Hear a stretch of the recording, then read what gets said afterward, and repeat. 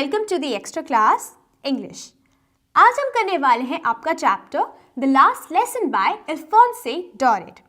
अल्फोंसे डॉरेट एक French novelist और उसके साथ साथ एक शॉर्ट स्टोरी राइटर रह चुके हैं एंड उन्हीं की short story the last lesson आज हम करेंगे।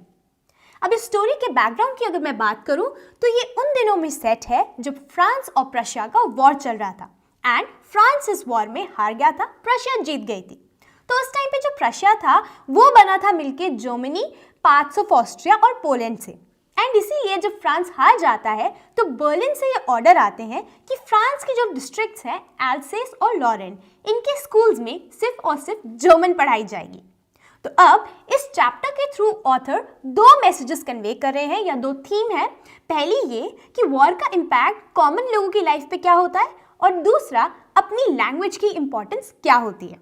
तो इससे पहले मैं इस चैप्टर की समरी शुरू करूं, आप इसी के जैसी बाकी सारी वीडियोस के लिए जाकर डाउनलोड कर लीजिए एक्स्ट्रा क्लास ऐप। चैप्टर शुरू होता है एंड फ्रांस जा रहा होता है अपने स्कूल एंड उसके लिए वो लेट हो रहा होता है एंड उसने अपना होमवर्क भी नहीं करा होता।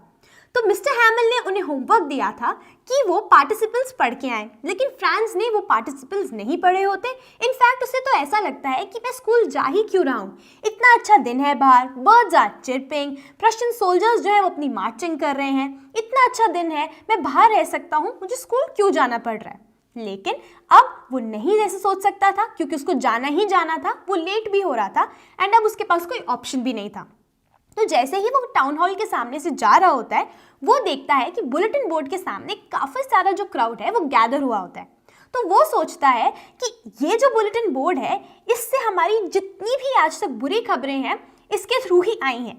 तो अब वो सोचता है अब क्या होगा, लेकिन उसके पास इतना टाइम नहीं था कि वो वहाँ रुकता और फिर पढ़ता, इसलिए वो भागता भागता जाता है एंड वहाँ पे उसे बीच में कोई बोलता है रोक के कि तुम ज़्यादा टेंशन मत लो, तुम पहुँच ही जाओगे स्कूल टाइम पे।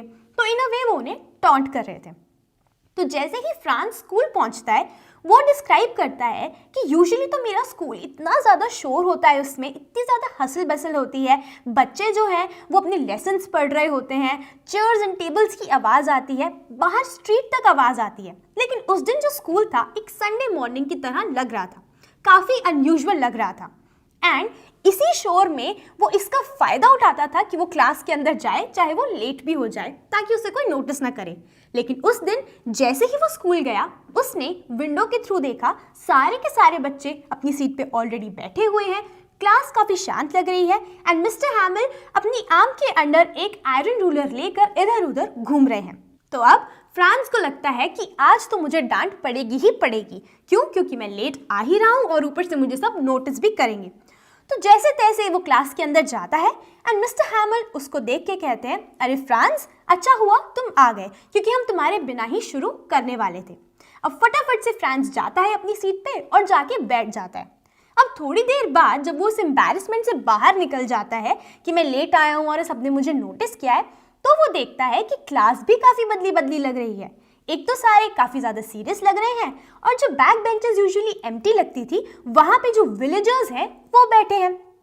एंड फिर वो देखता है कि मिस्टर हैमिल ने भी काफ़ी अच्छे कपड़े पहने होते हैं, एक ब्यूटीफुल ग्रीन कोट पहन रखा होता है, फ्रिल्ड शर्ट पहन रखी होती है और एक ब्लैक सिल्क एम्ब्रॉयडर्ड कैप पहन रखी होती है।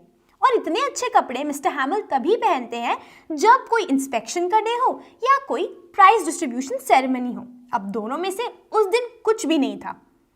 तो जैसे ही वो ये सारी चीज़ें सोच रहा होता है, उसके दिमाग में ये सब चल रहा होता है, उतने में ही मिस्टर हैमिल ये डिक्लेयर करते हैं कि my dear students, this is your last French lesson, क्योंकि बर्लिन से ऑर्डर आए हैं कि अब सिर्फ और सिर्फ स्कूल में जर्मन पढ़ाई जाएगी, तुम्हारा नया जर्मन टीचर कल आ जाएगा, तो ये तुम्हारा लास्ट लेसन है।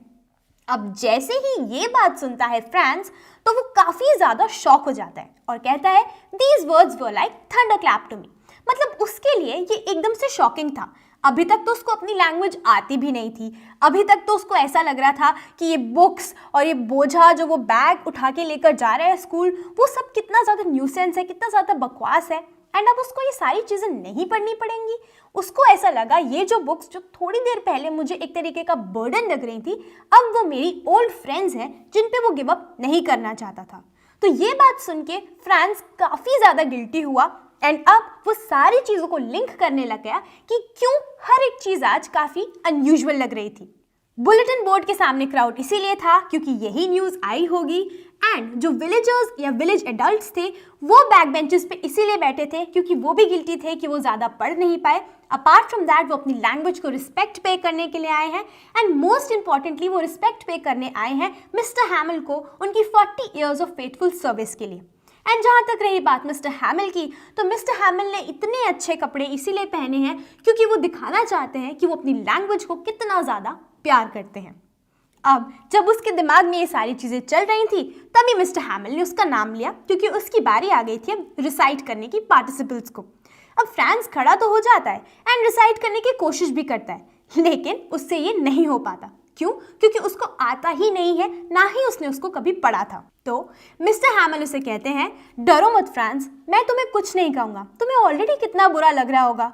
सोचो ये जो जर्मन्स हैं ये क्या सोचेंगे, क्या कहेंगे कि तुम अपने आप को फ्रेंचमैन कैसे मान सकते हो जब तुम्हें अपनी लैंग्वेज ही नहीं आती। बट देखो, मैं इसके लिए तुम्हें जिम्मेदार नहीं ठहराता क्योंकि यही हमारी प्रॉब्लम है, हम हर एक चीज़ को हमेशा ग्रांटेड लेते हैं, एंड हमने किया भी ऐसा ही।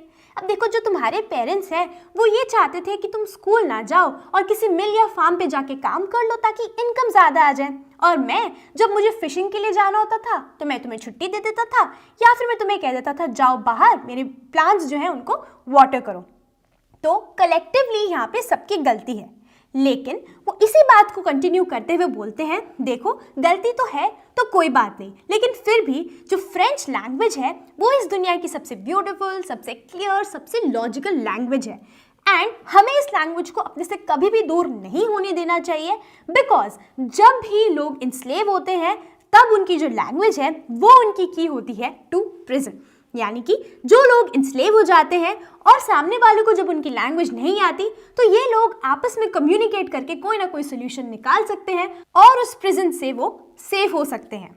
अब इसके बाद जो मिस्टर हैमिल हैं वो ग्रामर लेसन पढ़ाने लग जाते हैं, एंड फ्रांस को ऐसा लगता है कि मिस्टर हैमिल ने इससे अच्छा कभी पढ़ाया ही नहीं है। ऐसा लग रहा है कि जो मिस्टर हैमिल है वो जितना कुछ भी उन्हें आता है इस लैंग्वेज से रिलेटेड वो सब कुछ डिलीवर करना चाहते हैं। तो अब वो कहते हैं जैसे ही ग्रामर का पार्ट खत्म होता है वैसे ही हमारा राइटिंग सेक्शन या राइटिंग पार्ट जो है वो शुरू हो जाता है, एंड उस दिन मिस्टर हैमिल उन लोगों के लिए काफ़ी सारी नोटबुक्स लेकर आए होते हैं रेड कलर की, जिन पे लिखा होता है एल्सेस फ्रांस, एल्सेस फ्रांस। तो जैसे ही उन नोटबुक्स को वो क्लास में डिस्ट्रीब्यूट करते हैं तो ऐसा लगता है कि ये फ्लैग है, एंड उनको वो काफ़ी ज़्यादा अच्छा लगता है। अब सारे के सारे लोग उन नोटबुक्स में लिखना शुरू कर देते हैं, चाहे वो छोटे बच्चे क्यों ना हो, चाहे वो बड़े क्यों ना हो। क्लास में इतनी डेडिकेशन नज़र आती है, इतनी साइलेंस होती है क्लास में, पेन ड्रॉप साइलेंट होती है पूरी की पूरी क्लास। जो आवाज़ आती है वो सिर्फ आती है पेन की स्क्रैचिंग की। एंड उसी बीच में फ्रांस नोटिस करता है कि रूफ टॉप पे pigeons they are cooing, and तब उसको लगता है कि क्या ये जर्मन लोग इनसे भी जर्मन में ही गाना गवाएंगे, that means will they make them sing in German.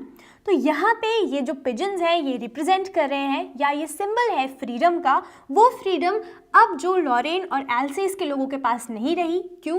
क्योंकि उनकी जो लैंग्वेज है वो उनसे छीन ली जा रही है, अब उस लैंग्वेज का यूज़ वो नहीं कर सकते हैं, एंड सेम चीज़ कोई कभी एनिमल्स या बर्ड के साथ नहीं कर सकता। तो इसके बाद फ्रांस जो है मिस्टर हैमिल को नोटिस करता है और उसको इस बात का रियलाइजेशन होता है कि मिस्टर हैमिल को भी कितना ही ज़्यादा बुरा लग रहा होगा, मिस्टर हैमिल भी कितने ज़्यादा परेशान होंगे।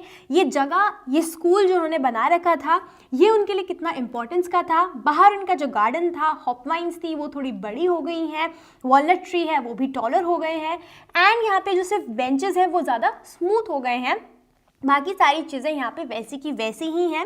एंड अब इनकी सिस्टर जब सारा सामान पैक कर रही होती है ऑन द अबव फ्लोर तो वो सारी आवाज़ आती है, एंड मिस्टर हैमिल काफ़ी ज़्यादा परेशान हो जाते हैं क्योंकि उनको यहाँ से छोड़ के जाना होता है।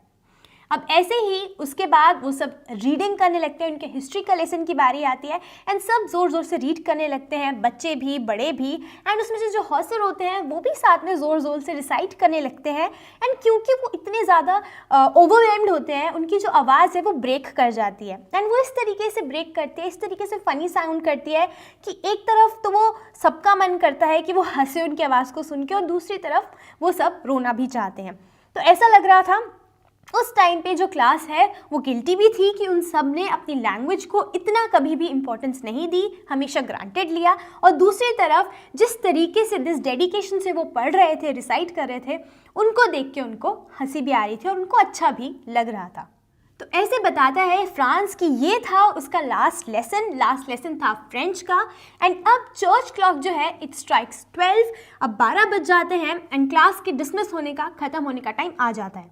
तो मिस्टर हैमिल कुछ बोलने की कोशिश करते हैं लेकिन उनसे बोला नहीं जाता, वो कंप्लीट नहीं कर पाते अपना सेंटेंस। एंड फिर वो चुपचाप ब्लैक बोर्ड की तरफ मुड़ते हैं और उस पर लिखते हैं वीव लो फ्रांस, जिसका मतलब है लॉन्ग लिव फ्रांस। और वो सिर्फ इतना ही बोलते हैं, वापस टर्न करते हैं पूरी क्लास की तरफ और एक जेस्चर करते हैं ऐसे करके, जिसका मतलब ये होता है कि अब क्लास ख़त्म हो गई है, आप जा सकते हो, इट्स टाइम टू गो। तो यहाँ पे ये जो चैप्टर है ये ख़त्म हो जाता है। तो मिस्टर हैमिल दिखाते हैं कि उनका लव क्या था उनकी लैंग्वेज के लिए, जैसे ही उस बोर्ड पे वो लिखते हैं वीव लो फ्रांस या लॉन्ग लिव फ्रांस। तो यही थी इस चैप्टर की समरी, जहां हमने देखा ऑथर बता रहे हैं कि लैंग्वेज की क्या इंपॉर्टेंस होती है। इन सबको अपनी लैंग्वेज जो है इतने अच्छे तरीके से नहीं आती थी। एंड अपार्ट फ्रॉम दैट एक वॉर का इम्पैक्ट लोगों की लाइफ पे क्या पड़ा कि उनको अपनी लैंग्वेज ही बदलनी पड़ी। तो यही थी इस चैप्टर द लास्ट लेसन की summary. So that's all for this video. Now until the next video, keep practicing, keep learning और इसी के जैसी बाकी सारी फुल वीडियोस के लिए आप जाइए एंड डाउनलोड कर लीजिए एक्स्ट्रा क्लास ऐप।